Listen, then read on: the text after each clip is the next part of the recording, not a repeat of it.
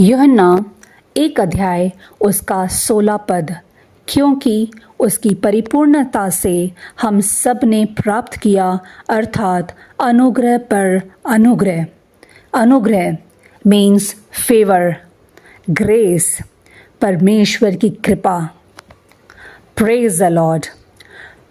मसीह में मेरे प्यारे भाइयों और बहनों, इस चैनल में मैं आप सबका स्वागत करती हूँ। आइए वचन शुरू करते हैं।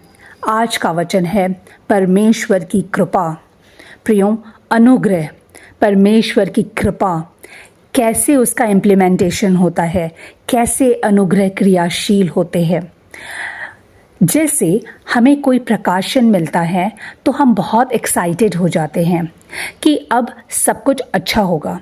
सब कुछ अच्छा होता भी है और अच्छा होते होते अचानक बीच में कोई ऑब्स्टिकल आ जाते हैं, कुछ प्रॉब्लम्स आ जाते हैं, तो फिर हम निराश हो जाते हैं और सोचते हैं क्या वो प्रकाशन या वो भविष्यवाणी गलत थी, वो झूठी थी।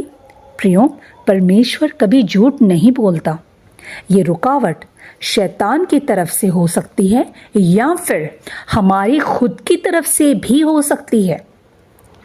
प्रियों, जब कन्फ्यूजन होता है तो एक ही तरीका है उससे आज़ादी पाने के लिए, और वो है सिर्फ हमारे पास एक ही हथियार है जो इस संसार में सबसे बड़ा है, और वो है प्रार्थना। जी हाँ प्रियों, फिर जब हम प्रार्थना करते हैं तो हम पर दया होती है, परमेश्वर का अनुग्रह होता है, और उसके बाद वो परमेश्वर के प्रकाशन और वो भविष्यवाणी हमारे जीवन में फिर से पूरे होते हैं। प्रियों, हमें उलझनों में उलझना नहीं है, बस प्रभु में आगे बढ़ते जाना है। लूका 9 अध्याय का 23 पद में लिखा है, उसने सबसे कहा, यदि कोई मेरे पीछे आना चाहे तो अपने आप से इनकार करे और प्रतिदिन अपना क्रूस उठाए और मेरे पीछे हो ले।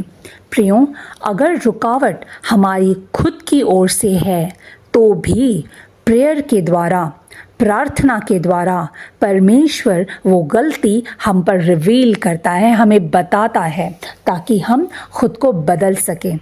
लेकिन इसके लिए भी, यानी खुद को बदलने के लिए भी हमें प्रार्थना की ज़रूरत है, क्योंकि खुद को बदलना भी आसान नहीं होता। प्रियों, इसके लिए ही परमेश्वर ने अपनी पवित्र आत्मा को हमें सहायता करने के लिए भेजा है, ताकि वो हमारी सहायता करे और हमें खुद को हम बदल सकें। आइए बात करते हैं योना की। जी हाँ प्रियों, योना, जिसने परमेश्वर की आज्ञा को नहीं माना था, और उस आज्ञा न मानने वाले योना पर भी परमेश्वर का अनुग्रह था। प्रियों, परमेश्वर ने योना को नीनवे नगर जाने को कहा, पर वो नहीं जाना चाहता था, क्योंकि परमेश्वर ने नीनवे नगर के लिए भविष्यवाणी की थी कि वो 40 दिन में नाश होने वाला है। क्यों? क्योंकि वो लोग बहुत ही ढीठ थे, बहुत ही परमेश्वर के विरोध काम करते थे, इसलिए परमेश्वर ने उनके विरोध में भविष्यवाणी की थी। योना को डर था कि ये बात बताने पर नीनवे के लोग उसे मार देंगे, क्योंकि वो बहुत कठोर लोग थे। इस डर से वो दूसरे शहर की टिकट लेकर जहाज पर चढ़ गया और समुद्र में बड़ा तूफान उठा। और ये कहानी आप बहुत अच्छे से जानते हैं, इसलिए इस कहानी को मैं लंबा नहीं करूँगी, आप ये चैप्टर को पूरा पढ़ लीजिएगा। योना को समुद्र में फेंका गया, बड़ी मछली के पेट में वो 3 दिन 3 रात रहा। मछली ने बहुत बार उसे डाइजेस्ट करना चाहा और उसकी सलाइवा योना को जला रही थी, पर जैसे ही योना प्रभु को पुकारता वो सलाइवा उससे दूर हो जाती। ऐसे ही 3 दिन तक चलता रहा। आखिरकार मछली ने उसे नीनवे नगर के तट पर उगल दिया। प्रियों, योना परमेश्वर की इच्छा से भाग रहा था। जब परमेश्वर हमें अपने कार्य करने के लिए बुलाते हैं तो उसके साथ अनुग्रह भी देते हैं।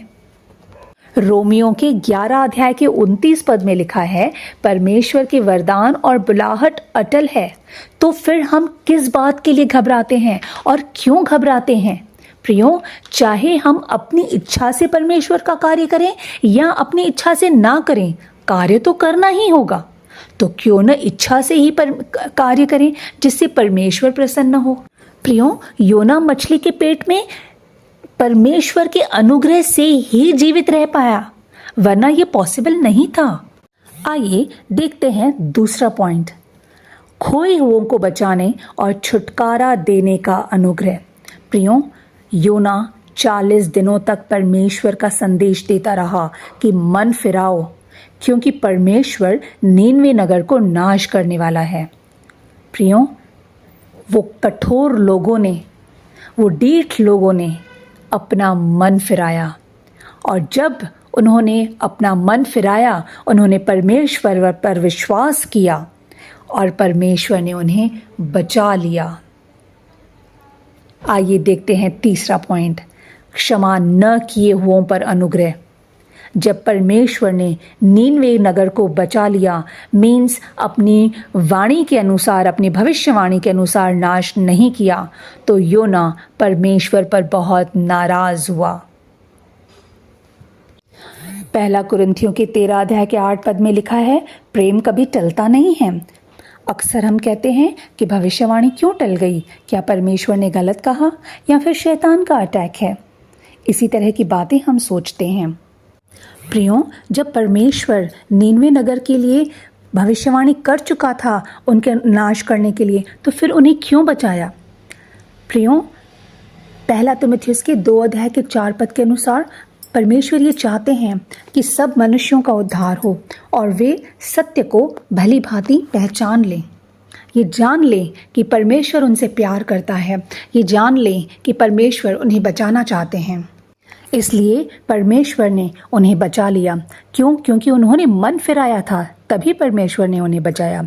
और योना जब गुस्सा हुआ, नाराज़ हुआ, तो 4 अध्याय के 4 पद में परमेश्वर उससे कहते हैं, क्या तेरा क्रोध उचित है?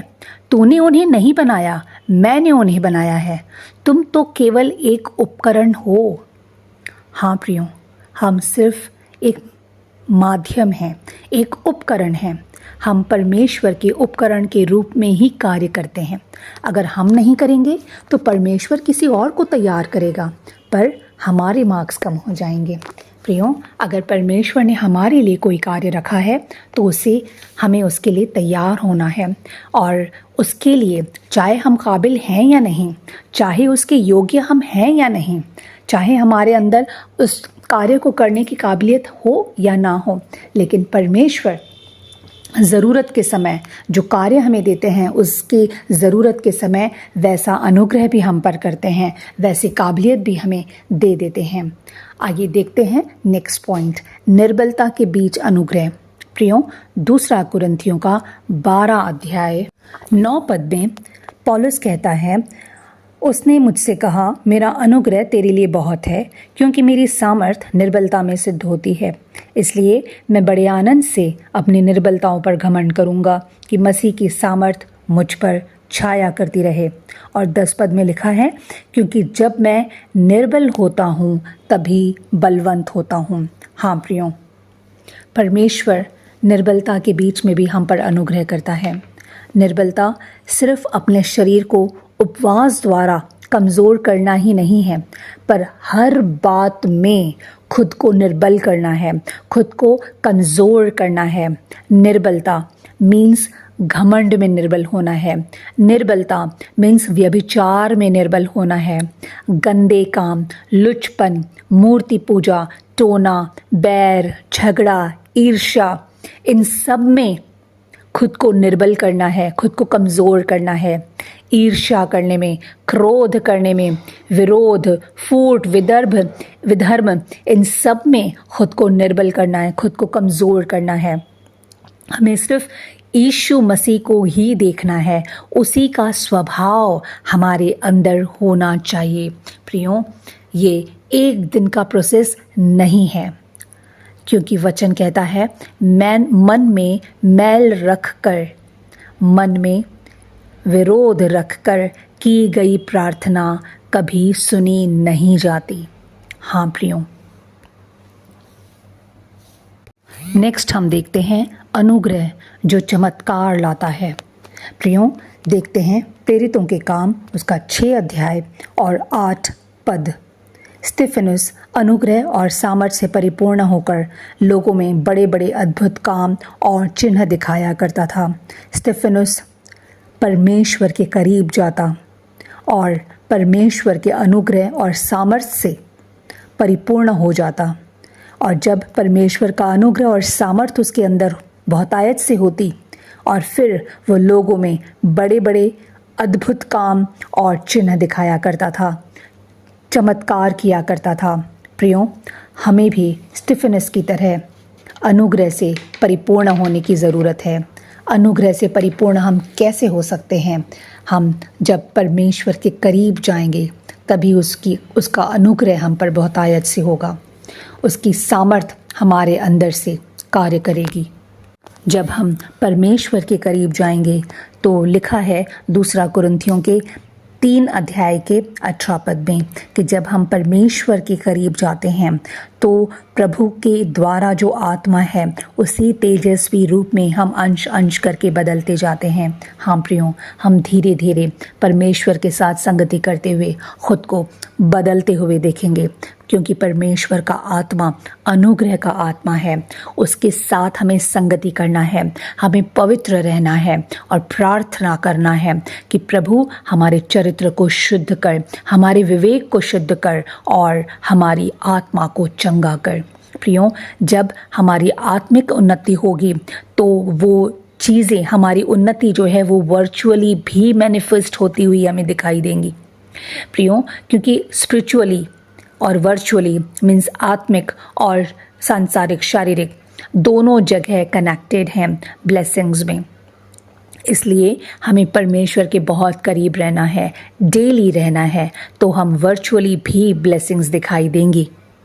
क्योंकि लिखा है जब स्वर्गीय राज्य की हम खोज करेंगे तो बाकी वस्तुएं भी हमें यूं ही मिल जाएंगी। हाँ प्रियों, जब हम स्पिरिचुअली स्ट्रांग होते हैं, आत्मिक तौर पर बहुत मजबूत होते हैं, परमेश्वर के बहुत करीब होते हैं, तो परमेश्वर हमारी सारी ज़रूरतों को भी पूरा करते हैं और हमारी वैलिड इच्छाओं को भी पूरा करते हैं। इसलिए ज़रूरत है उसके करीब जाने की। Thank you.